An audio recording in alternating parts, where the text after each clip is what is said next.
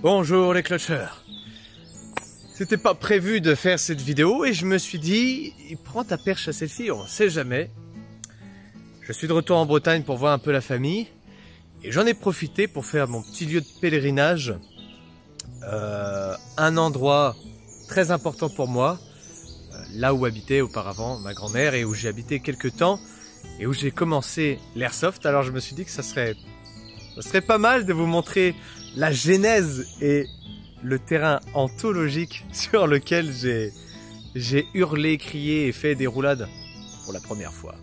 Tout d'abord, le vieux four à pain, légendaire. Alors, il est... Je me souviens qu'à un moment, on l'avait quasiment remis en état, mais en fait, le lierre pénètre dans la pierre et on voulait faire nos pizzas et tout. Donc, on a fait des barbecues. On avait fait des barbecues à des parties d'airsoft. Et allez voir ce four en pierre qui a été construit à la main par mon grand-père que je n'ai pas connu. Alors vous allez marcher avec moi, on va longer jusqu'à la maison. Je vais pas vous montrer la maison parce que c'est un peu confidentiel et il n'y a pas trop d'intérêt à vous montrer la maison. On va plutôt vous montrer le terrain dans lequel je jouais. Déjà ici, on se retrouve dans ce qu'on appelait la première tranchée, alors, qui n'est pas du tout une tranchée, qui est juste un talus assez haut qui mène sur un champ qui est derrière. Faut savoir qu'il y a 2 hectares ici, 2 hectares qui comprennent forêt, champs, arbres et regardez-moi ces magnifiques arbres ici. Aïe, c'est fou, ça pique.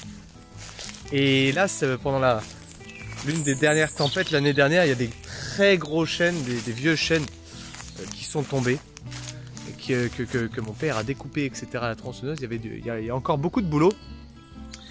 Et la plupart des arbres qui ont été plantés autour de la maison par ici ont été plantés par mes grands-parents. Ici, par exemple, je sais pas, ouais, on voit plus grand chose. Mais ici, quand j'étais petit, je m'amusais à faire, c'était le saut de l'ange. C'est tout bête, hein. Mais c'était connecté à ma cabane. Et ma cabane se situe, je sais pas si on la voit encore. Ouais, il y avait une des entrées, on voit une des échelles. En fait, c'est une cave. Voilà, on dirait le Hobbit. C'est incroyable hein, comment ça a poussé. Donc c'est vraiment une cave. Et si on continue un petit peu par ici, on va arriver. Alors là, on est devant la maison et on arrive dans un lieu sacré, très sacré, mes amis. Ici où je me situe, vous allez voir, où je me situe ici, le petit paravent qui est sur le côté de la maison, c'était notre safe zone. C'était ici que commençaient nos parties d'airsoft. Voilà, on avait cet appentis où on s'abritait et c'est ici que on commençait bien souvent nos parties. Ça fait un peu bizarre de revenir, surtout que là, rien n'est tondu. Auparavant, il y avait un agriculteur qui venait, qui passait. Bon là, il n'est pas encore passé. Je vais maintenant vous emmener avec moi, comme si on commençait une partie.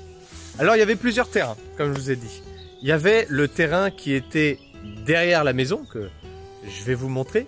Le terrain qui était au-dessus, donc le champ plus une forêt plus le fameux terrain où on avait rencontré d'autres airsofters. Une chance sur 1 million dans la campagne ici. D'autres champs sur l'autre côté de la maison qui menaient à une forêt très sombre qu'on appelait le Vietnam. Le tout premier Vietnam. Ah bah oui, je vous dis, les origines sont ici. Et donc on arrive, putain c'est magnifique par contre. Je vais me choper des tiques mon ami, je vais me choper des... Aouh! Il y a des ronces aussi. Alors ici, si vous regardez, derrière moi, la forêt légendaire qui te brisait tes chevilles en deux. Je vais vous la montrer. Et ici, si on regarde bien, si vous arrivez à reconnaître, je vais vous mettre la vidéo. Partir de but. N'hésitez pas à tirer, les gars.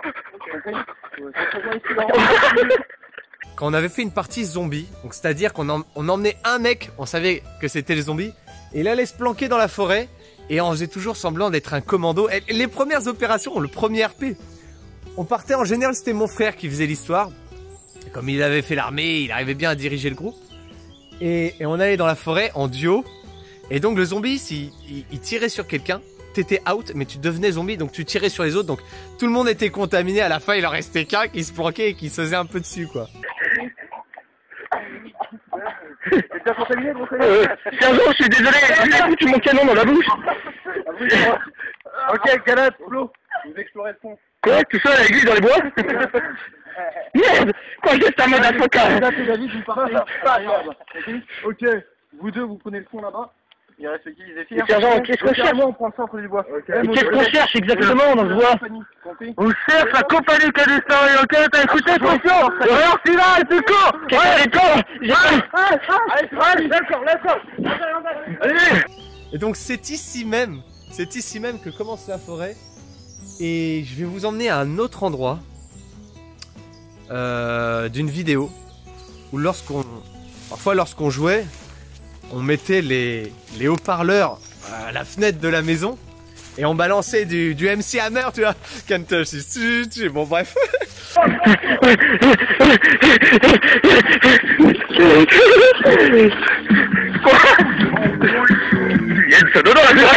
Et ça fait très bizarre, j'ai jamais vu la maison dégagée ici. Donc on est à l'arrière de la maison. Vous allez me suivre avec moi dans la fameuse forêt.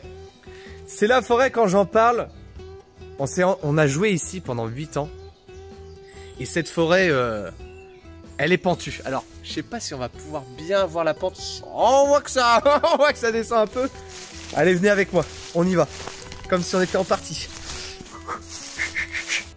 Bon, apparemment, ça a coupé pendant que je descendais la forêt.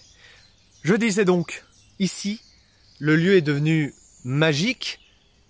On a pu jouer de parties d'airsoft ici depuis plus de 10 ans. Et le lieu est bizarrement figé dans le temps, mais j'ai un peu l'impression de revenir sur le Titanic. Tout est recouvert de mousse, tout est... Regardez-moi ça. On est au centre, regardez, on dirait un esprit. Bienvenue dans la Bretagne, quoi, dans le Brocéliande. Ici, c'est le centre. C'est le centre de la forêt qui, si vous regardez bien, regardez comment c'est penché. Elle est comme ça, la forêt. Et elle s'étend en longueur et elle descend assez loin. Alors, je pouvais vous dire, soit on jouait en haut à l'époque, donc il n'y avait aucun couvert, il fallait speeder à fond. Soit on campait un peu au milieu et on ne profitait que d'une seule chose pour se mettre à couvert, regardez. On ne profitait que d'une chose, le hou. Le aïe, j'en ai encore des mauvais souvenirs. Le hou, on avait que du hou, des ronces, on les appelait les kékés, les ronces. Et soit on jouait dans les fougères tout en bas. Et bien sûr, tout le monde vous voyait quand vous étiez en bas, quoi. Vous allez me suivre, on va voir. Ah, ça va me faire bizarre. On va voir si on avait fait une sorte de fortin. C'est le peu de construction qu'on avait mis. On en a fait plusieurs sur plusieurs années. On avait testé des trucs avec des cagettes dans un champ au-dessus, ça n'avait pas du tout marché, toutes les billes passaient à travers. Et on avait quand même ici pas mal mis de couverts, vous allez me suivre. Et ah putain la vache. Alors, ça c'est des restes de... J'ai l'impression d'être sur un site de la guerre, tu vois, de la grande guerre, quoi. Donc ça c'était des palettes qui étaient là. Je me souviens très bien de ces palettes. On avait fait des meurtrières dans les palettes, tout était bien pensé. Et cet arbre est toujours là, regardez. Vous allez me suivre, je connais encore la route. Ça, cet arbre n'a jamais bougé. Je m'en souviens que je jouais allongé. Oh la vache, attendez. On va essayer d'aller juste avant d'aller au fortin. Vous allez me suivre. Ah bah tenez, regardez. Regardez juste là. Ça, c'est les biches qui viennent dormir le soir et se mettent en boule et puis elles dorment juste ici. Ça, c'est les traces de là où dorment les biches. Il y a beaucoup de biches ici. Et oh putain, il y a un arbre qui est tombé là. Oh, holy shit. Attends, c'est lequel celui-là? Oh, c'est celui-là. Merde, bon bah vous voyez, il y a eu beaucoup de dégâts dans la forêt. Putain, la tempête, je vous jure, elle a déraciné 4 arbres. Putain, il y en a un autre qui est déraciné là. Mais c'est pas vrai.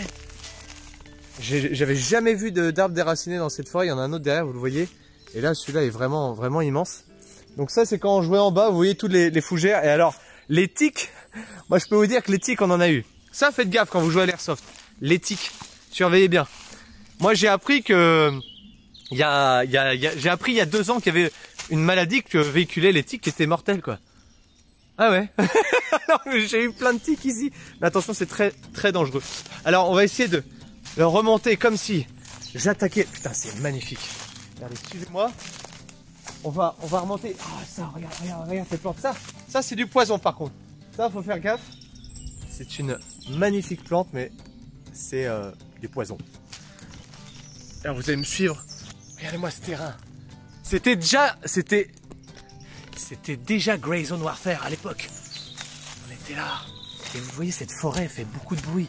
Donc ça nous a appris à jouer très silencieusement, à rien casser. Le moindre bruit, tout se faisait au bruit. Oh là là, mais par contre là c'est... là par contre pour circuler les gars, suivez-moi, suivez-moi, suivez le guide. Hop, et il passe. Il y va, il connaît le chemin l'ami. Enfin il y a des endroits que je reconnais plus trop parce que ça a tellement poussé. Oh la vache. Et dans quoi je me suis... Putain ça se trouve il y a des vipères là-dedans. Bon j'en ai pas souvent croisé des vipères. Ah putain par contre toutes les lianes, des lianes très jeunes que j'observe sont en train de tisser à travers toute la forêt. On arrive au Fortin.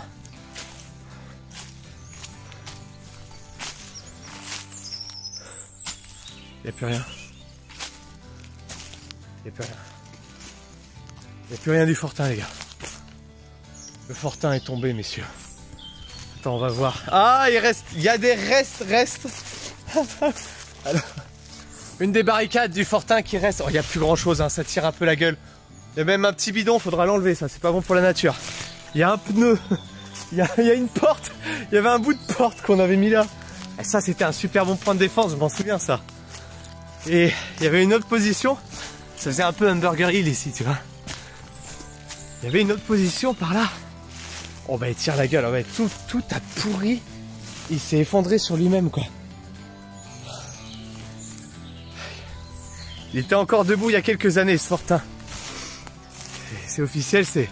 Je vais devoir prévenir l'ancienne équipe d'Airsoft que le Fortin est tombé. Bon, on va sortir de cet endroit. Et on va passer à la forêt du dessus. Aïe. Putain, il y a des ronces partout. Aïe. Ah. Ok. Ok. Alors... Ici on a un endroit où... Ce que j'avais dans les cheveux. Alors ici, on est sans doute au tout premier endroit où j'ai vraiment commencé l'airsoft. Je l'ai commencé avec un pistolet à CO2 de chez Cybergun. C'était un Taurus PT 24-7. Et alors, à l'époque, il y avait un ancien chemin communal, tout petit, qui ressemblait à une tranchée. Et on l'appelait la grande tranchée quoi. Et plus tard, des années plus tard, ils sont venus taper une route, la mairie, quoi. Ouais, une route, et ils ont tout bousillé notre terrain. On était dégoûtés. Alors, je vais essayer de vous montrer, mais là, c'est devenu une route, et auparavant, il y avait tout un corridor de tranchées, et peut-être qu'il reste des piquets. Alors, je vais essayer de vous faire comprendre un peu plus le terrain. C'est un peu difficile en selfie de faire comprendre la topographie. Alors, regardez. Donc en fait, de ce côté là-bas, il y avait la safe zone. Et donc ici, le fameux champ qui mène à ce chemin, qui mène à la forêt du dessus. Et alors, il y avait un truc, c'était souvent, il y a une équipe qui commence de ce côté du chemin et l'autre à la safe zone. Donc à la safe zone, on avait tout le monde qui se postait tout le long de cette... En fait, c'était une guerre tranchée. Tout le monde observait les mouvements des troupes. Et certains avaient le courage de traverser ce champ, mon ami. Ce champ avec toujours cette pierre qui est restée là. C'est si vous voulez, la maison a été construite il y a très longtemps avec les restes d'un très vieux village breton. Donc ça, c'est un des restes, une petite pierre.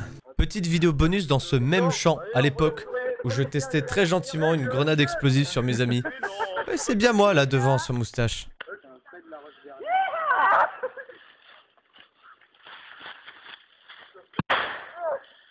Alors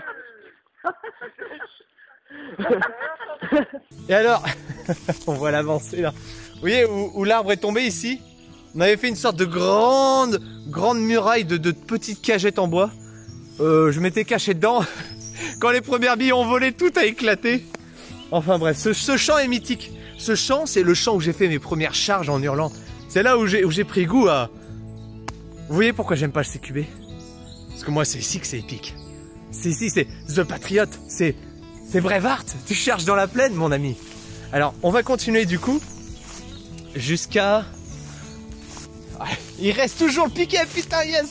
Alors, j'avais utilisé des pieux pour les empiler, pour faire des sortes de meurtrières. Et messieurs, il en reste un, regardez. J'ai visé tant de fois à travers ce pieu pour essayer derrière moi de voir l'ennemi qui se cachait dans les tranchées. Incroyable, incroyable. On va essayer de passer par-dessus comme si j'attaquais.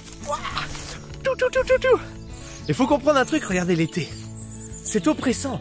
C'était pas simple parce que on se liait au son, on voyait rien et c'était souvent au corps à corps. Désolé, je me filme mal. Regardez-moi ces fougères, regardez-moi. Et alors, du coup, toute cette forêt n'était pas à nous, mais j'avais pris les devants pour contacter chacun des propriétaires, avoir une autorisation. Et si jamais il y avait des civils qui passaient, on disait civil, fin de partie, on stoppait et on reprenait après quoi. Et on avait le droit de jouer sur tout ce terrain supplémentaire qui a été. J'aimerais tellement vous le montrer, mais bon, écoutez, venez, suivez-moi, suivez-moi. Quel terrain quand même quand j'y repense. Quel terrain. J'en ai pas fait en Alsace comme ça encore. Hein. Oh putain. Alors, vous allez voir. Vous allez voir. Oh, regarde-moi ça. Regardez-moi ça. Alors là, d'un côté, vous voyez comment dire, la route que vous avez eu, le chemin communal, il descend en bas après vers d'autres villages. Et donc tout là, vous avez une grande butte où se cachait tout le monde pour aussi flanquer dans cette forêt du haut. Alors on voit bien que, comme je vous avais dit, les kékés partout, les kékés piquants, qui étaient notre solution avec les fougères pour se cacher. C'est incroyable. Et les odeurs, les bruits des oiseaux, tout ici. Toute mon enfance est là quoi. C'est incroyable. Et on va arriver à un coin qui était un autre fortin. Alors un fortin. Si vous voulez, tout est délimité avec des petits murets en pierre ici. Donc ça a forgé le terrain naturellement. Oh, regardez. Oh, regardez, tant de souvenirs ici. Ici on arrive à la moitié de la forêt si vous voulez. Il y avait ce genre de muret. On était là derrière le muret. On regardait par-dessus. Il y avait plein de fougères. On allait ailleurs. Et par ici, souvent quand on faisait des scénarios où il fallait transporter une bombe, il fallait la transporter jusqu'ici. Alors, vous allez me suivre. Regardez. C'est encore là quoi. Et donc ça, tout ça, c'est un angle en muret en pierre. Vous voyez, ça fait un petit angle. Et on se cachait derrière et ça donnait vue sur toute cette... excusez-moi pour le cadrage. Toute cette forêt du haut. Et alors, comme je vous ai dit, un jour, on a croisé des Belges qui étaient propriétaires du terrain juste à côté là où je vais arriver. Et ils faisaient de l'airsoft. Ils faisaient de l'airsoft. Et on a fait de l'airsoft ensemble. Non mais, on est vraiment dans un coin paumé de Bretagne. Hein. Et alors, on arrive, et c'est ici. Alors putain, il reste plus grand chose. Hein. Tout est arraché, j'ai l'impression. Et ici, ils avaient mis des ronds de balles. Et ils avaient fait un petit terrain paintball, quoi. Ils font, mais venez jouer sur notre terrain, quoi. Et je vais vous emmener jusqu'au bout du champ du dessus. Oh, les souvenirs, là. C'est là, vous savez quoi, je vais vous dire un truc. J'ai jamais pu revoir ces films. Si vous voulez, le disque dur sur lequel j'uploadais les toutes premières vidéos au caméscope à la main, le disque dur a été corrompu et j'ai jamais pu récupérer les données. Et c'est là que j'ai filmé, je pense, mes toutes premières. Et il fallait faire gaffe au caméscope, c'était à ma grand-mère et je filmais comme ça. Et on voyait pas grand-chose hein, dessus, mais c'était la première fois que je filmais de l'airsoft, quoi. Ah, j'étais avant-gardiste. Et alors là, bon, là il y avait un champ, on n'y allait jamais trop parce que c'était un champ d'agriculture. Donc on n'embête pas le travail de nos agriculteurs. Et alors ici, donc en fait on arrive à la croisée, donc c'est le grand chemin qui remonte, le grand chemin communal. Et ici, avant c'était plus grand. J'ai l'impression que le talus s'est affaissé. Et je me souviendrai toute ma vie. Il y avait un de mes super potes, Zéphyr, qui jouait contre son frère. Son frère avait le sniper, c'était un L96. Et il faisait 2 joules. Tout le monde était terrifié. C'était le Predator, son frère. Un jour, il nous a même... on a joué à 7 contre lui, il s'est planqué, il nous a tous fait un par un comme dans Predator, tu vois. Et un jour, il lui a tiré dans les valseuses. Je me souviendrai toute ma vie, il était là, allongé par terre. Il hurlait, tout le monde était mort de rire. Ah bah, les bons souvenirs de la première team d'Airsoft. Alors là, on est de retour dans le grand champ du dessus. Et alors, ça se prolonge jusqu'au bout, où il y avait des sortes de noisetiers. Peu de personnes attaquées par là, parce que totalement découvert, mais vous me connaissez. j'y allais. Non, sans déconner, quel terrain incroyable. Donc ça, c'est la partie du dessus. On a fait un peu la partie de la forêt en bas qui remonte et qui arrive à cette grosse forêt du dessus. Et je vais vous montrer une autre partie. Suivez-moi. Alors, je suis pas encore arrivé à l'endroit que je voulais vous montrer. Il y a un autre endroit que je vais vous montrer. Bon, ça, c'est un champ d'agriculteurs.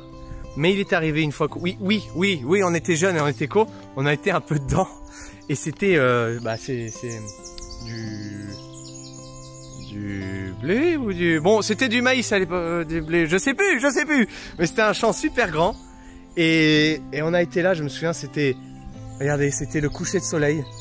On était on était à peine 4-5 copains du collège. Faut savoir que ma team, on était environ une douzaine, qu'on était tous du collège. Et un soir, on reprenait les cours le lendemain, ça devait être un mercredi soir. Et mon pote Alex, il avait plus de billes, le Alex Morisseau. Il faisait pan. Et j'étais trop con, ça fait pas ce bruit-là, un AEG. C'était un des sacrés souvenirs. Bon alors, suivez-moi. Alors en plus, je filme tout avec mon Huawei. Ok, donc là, on est sur la partie qui était à gauche de la maison. C'était, si vous voulez, au tout départ, cette maison, il y avait des moutons. Mes grands-parents avaient mis des moutons. Moi, je les ai jamais vus. Hein, et puis, ils égorgeaient les moutons dans la cave que je vous ai montré tout à l'heure. Les anciens. Et on se trouve ici dans une partie du jardin où il y avait... Alors, l'arbre est plus là. Il y avait énormément de petites araignées partout qui tapissaient le sol. Donc, quand tu jouais ici, quand tu t'allongeais ici, toutes les araignées arrivaient. Donc, j'ai plus eu trop peur des araignées assez rapidement, quoi. Et il y a toujours ce vieux... Alors, ce couvert n'a jamais servi à rien. C'était une sorte de table. J'ai jamais réussi à le caler dans nos défenses. Mais il est toujours là, rouillé. Faudrait que je l'enlève. Vous allez me suivre. J'ai déjà chaud rien qu'en marchant ici. Ici, la chaleur qui était retenue dans cette forêt. On peut croire que c'est ombragé, mais croyez-moi, c'est une chaleur de dingue ici. Donc, on va descendre dans la forêt du bas, vous allez voir, pour accéder au terrain qu'on appelait le Vietnam. Aïe, aïe. Ah, je suis accroché le pantalon. Alors, bougez pas. Donc ça, ici, là, c'est le champ du bas. C'était un endroit qui était assez difficile à jouer. Il n'y avait aucun couvert ici. On n'a jamais mis trop de couverts. Il y avait des petits arbres. Et en général, il y avait des mecs qui campaient là. Donc, on rentrait par la forêt, on les flanquait souvent ou on attaquait tout au-dessus. Mais les attaques dans ce champ étaient quand même assez rares. Sinon, vous étiez dans la merde. On va passer par le champ. Suivez-moi. Alors, je sais pas si vous voyez la pente de la forêt, là. Toujours. Je vous jure que ça nous a fait des jambes d'athlète extraordinaires. Il y avait même une fois une équipe qui était venue de Musillac. Et les mecs, ils étaient mieux équipés que nous, tu vois. Nous, on avait un stuff de paysans, tu vois. On commençait, on avait le CE, des surplus militaires. Et voilà, on avait un équipement, on n'avait pas les moyens. Et puis, on n'avait pas l'accès non plus à du super matos. Bref. Eux, ils sont arrivés avec un super équipement, dernier cri. Le mec a duré 15 minutes. 15 minutes dans la forêt. Il a dit, non, c'est trop pentu, on repart. Ça fait 8 ans qu'on joue là, bébé. Eh oui, pour vous dire que certains ne résistaient pas. Putain, je me revois attaquer cet endroit. Regardez. On va aller en troisième personne, ok? Donc là, j'arrive. Tac. Il y a le champ qui est ici. Ok, on y va. Ah putain, par contre, c'est plein de fougères. Mais si on prend ce chemin, on arrivera à...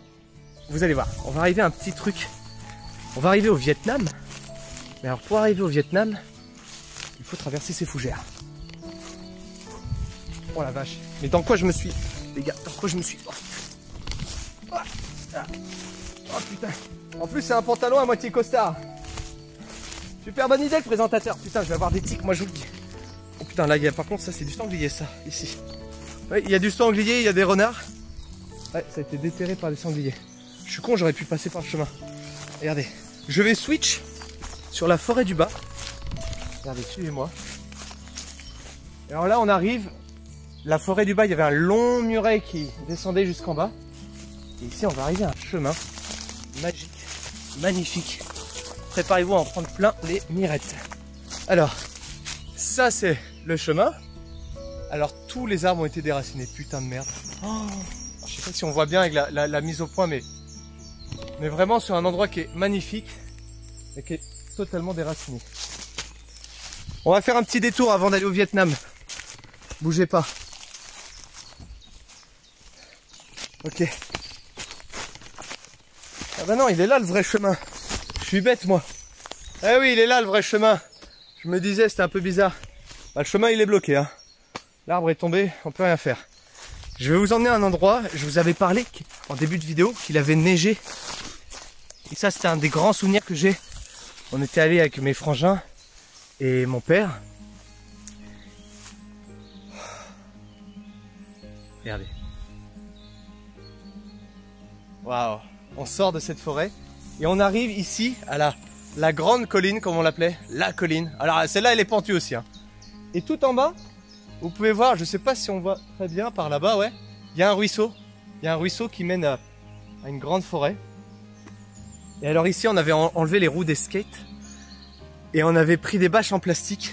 Ici, vous êtes vraiment dans la grande forêt bretonne. Regardez-moi ça. Regardez-moi ça, comment c'est magnifique. On avait fait une fois... Alors, à niveau scénario, c'est moi qui les faisais. Ils étaient tous péraves. Mais qu'est-ce qu'on se marrait. On devait commencer en bas avec un drapeau. Et on devait planter le drapeau en haut de la colline. Qu'est-ce qu'on pouvait s'amuser. Allez, suivez-moi. On va aller au Vietnam. J'ai beaucoup d'émotions qui remontent là, je vais pas vous mentir. Ça fait bizarre quoi.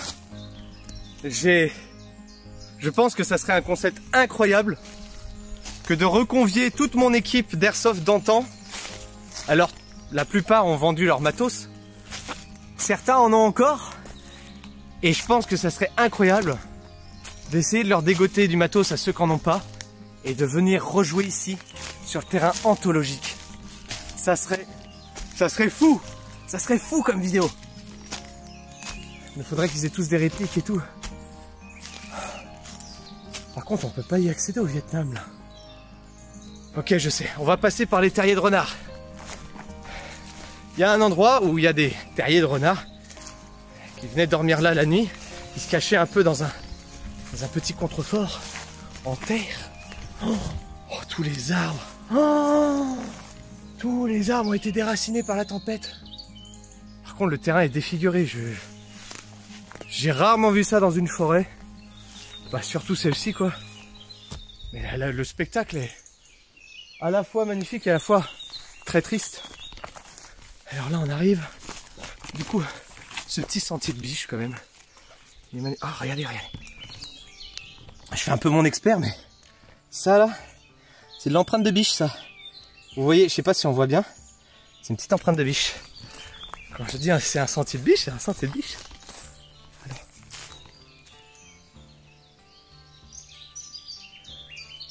Entendu un truc. Et là, on arrive ici. Donc en fait ici c'est la limite. La limite c'était ce fameux arbre couché et qui après menait vers le Vietnam. Et alors le Vietnam, alors peut-être je peux vous montrer les terriers de renards, je crois qu'ils sont un peu plus loin. On va y aller et je vais vous raconter une anecdote dans ce terrain du Vietnam qui appartient à une personne peu recommandable qui m'avait en gros ils font du bois ici, d'accord? Et les chasseurs polluaient beaucoup avec des cadavres de bière. Et je l'avais téléphoné, j'avais fait les démarches pour jouer sur le terrain, il a refusé. Parce qu'il disait qu'on allait polluer avec des cadavres de bière. Enfin bon, je le comprends, mais bon, il réfléchissait pas trop non plus. Et du coup, une fois, on a fait une petite partie pour tester avec mon pote. Et donc j'étais de l'autre côté là-bas. Je m'étais mis de l'autre côté. En gros, c'est un vallon comme ça, d'accord? C'est un vallon ici. Vous voyez, c'est un vallon. Et j'étais de l'autre côté du vallon. Et je dis ok, je faisais une petite partie avec mon pote Zef. Je fais ok, t'es prêt, on y va. Ok, et là je me tourne. Et au bout de la forêt, je vois un mec avec une hache qui me regarde. Mais je fais pas de mytho. Et je cours. Il fait c'est le début de partie, je fais là. Cours. Il fait quoi? Des sangliers? Pire que ça. Je cours et je passe devant lui, je fais un mec avec une hache. Et on s'est mis à tailler. Ça c'était un souvenir d'enfance mon pote, le mec à la hache. Et donc... mais pas encore au terrier de renard. Je vais vous montrer un truc. C'est pas ici encore. Une fois, je me suis baladé avec mon père ici. Et en se baladant, mon père avait un bâton. Et mon père disait souvent qu'il était sourcier. Alors, il a jamais effectué ce métier, on va dire, cette pratique, mais il disait qu'il était sourcier. Je croyais moyen. Bien, figurez-vous, je sais pas si on va le retrouver. Normalement, ça devait être par là. À moins que ça a repris ses droits à la nature, hein. Merde. Attendez, c'était par là. Attendez, suivez-moi. Il y a un souci. Il y a un endroit où on marchait. Et un jour, il a dit, va chercher ta grand-mère. Demande-lui une pelle. On va creuser. J'ai creusé pendant 1 heure. Il n'y avait rien. J'ai dit, mais pourquoi tu me fais creuser, papa? Et au bout d'un moment, j'ai tapé une pierre. Et on a découvert un lavoir. C'était le lavoir du village breton ancien. Vous savez, avec lequel on a construit la maison ici dans le temps. Et c'était le lavoir où venaient laver le linge les villageois. Ah, je crois qu'il est juste un peu en bas. Mais parce que là, c'est la galère, les gars. Je pense qu'il doit être plutôt vers le bas. Ouais, je crois que je le vois. Oh putain, je vais me péter là. Oh, ok. Je crois qu'il est là. Alors la nature a dû reprendre ses droits. On voit plus les pierres. Il est là. Il est là. Ah, il est là. Mais j'ai l'impression que je vous emmène dans un conte de fées avec moi. C'est tellement magique. Vous comprenez pourquoi il est magique ce lieu pour moi. Je crois que toute ma vie je reviendrai ici me ressourcer. C'est un truc de fou. Donc vous voyez, alors on voit pas trop, mais là il y a des pierres sur le bord et ça fait vraiment un rectangle.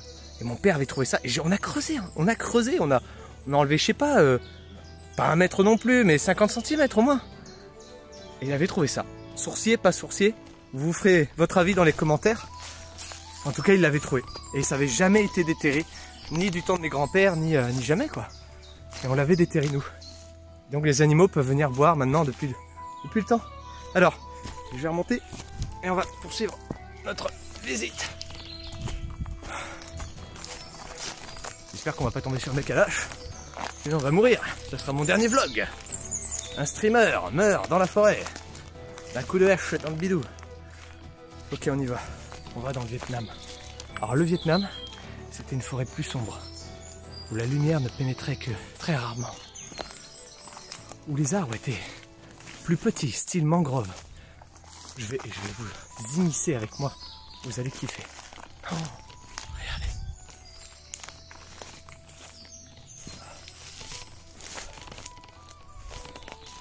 Regardez. Alors, pourquoi cet endroit est si différent? Pourquoi il a cet aspect? Eh bien parce que ici, ce sont les sources. Ce sont les sources, c'est-à-dire que c'est ici, lorsque les nappes phréatiques sont extrêmement remplies comme autrefois, maintenant moins avec les sécheresses et le changement climatique qui s'accélère beaucoup, eh bien c'est d'ici que jaillit de la terre l'eau pour aller s'écouler dans le ruisseau qui rejoint notre petit affluent qu'on appelle la Vilaine. Oui, ça s'appelle la Vilaine. Pour moi, c'est pas bizarre, pour vous, ça sera un peu drôle. Et alors, le Vietnam, c'est ça. C'est cet endroit, c'est ce vallon. Et des fois, on avait même joué un peu plus loin. On l'a fait qu'une fois. Je n'encourage pas la pratique.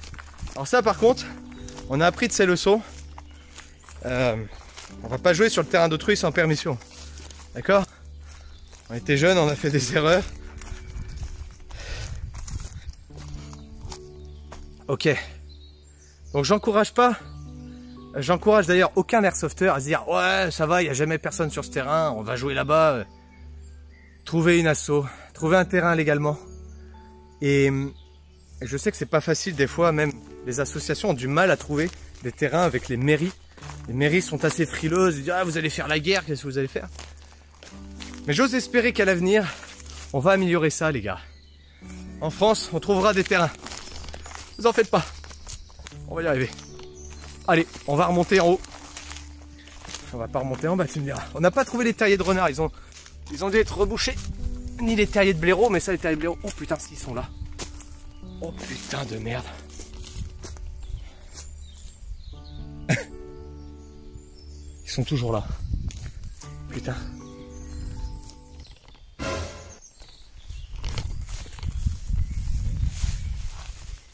J'ai entendu du mouvement dedans.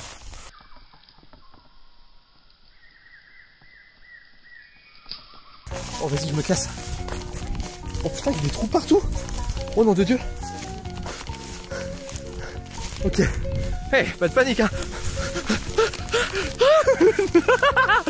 Oh putain. Oh. Oh. Et je te jure, j'ai entendu du bruit sous la terre, genre. Oh, je me suis chié dessus. Oh l'enculé. Non, parce que si c'était un blaireau qui avait pris le terrier d'un renard, je peux vous jurer que les blaireaux, ils peuvent vous faire vivre un seul quart d'heure. Regardez ici, les herbes, elles sont... Là, c'est des biches qui sont passées par là. Regardez. Vous voyez comment c'est plié l'herbe. Elles dorment ici, parfois, dans le champ.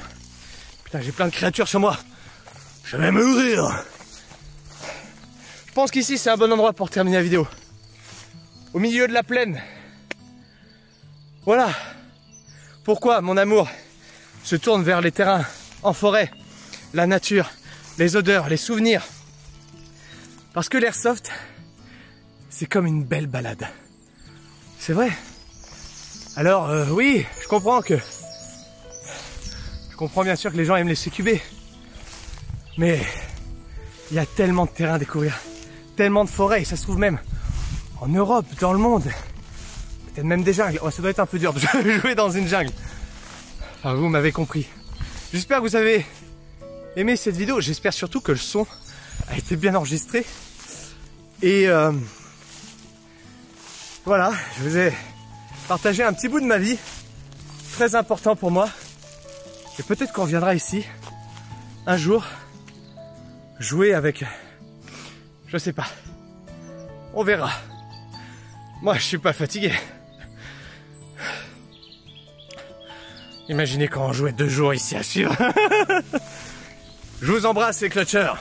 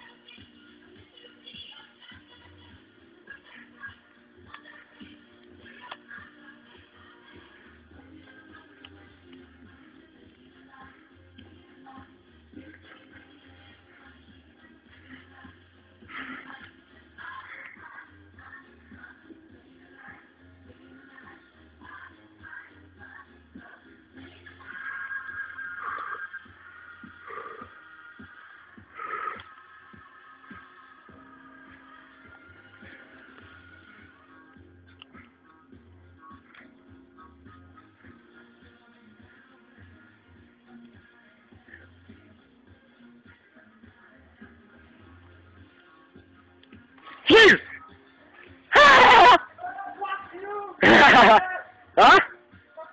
Ah, t'es freeze, mec! Bah, je t'ai freeze, regarde! Ah non, je t'ai freeze en premier! Ah, je t'ai freeze en premier, man! Eh, tu peux t'autorer, de toute façon! Je le filme. J'ai filmé, bon, je sais pas combien. Quoi? Quoi? Ok. Il va s'autoriser, il y a David qui est par là. Allez chasser. Le mec, t'as pas de billes. Ah, j'ai plus de billes. Ah. Ouais, il y a David qui est par là. Non, Zed, je viens d'avoir là. David, il est par là. Et Quentin est parti chasser.